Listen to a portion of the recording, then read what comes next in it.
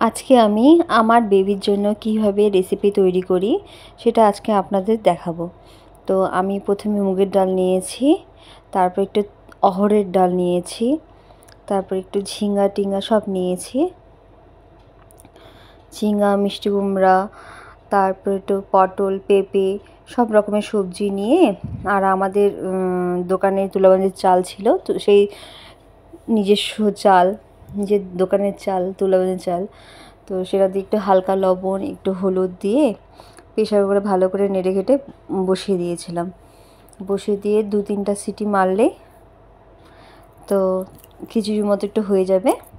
সেটা একটু একটু গলে মানে বেশি একটু গলা হলেই ভালো হয়। একটু হাত দিয়ে একটু ঘেটে নিয়েছিলাম, তাহলে আর সামান্য একটু ঘি দিয়েছিলাম। ঘি দিলে টেস্টটা ভালো আসে। তো ঘি দিয়ে হলো একটু নেড়ে নিলেই হয়ে গেল রেডি। এটা আমার বাচ্চার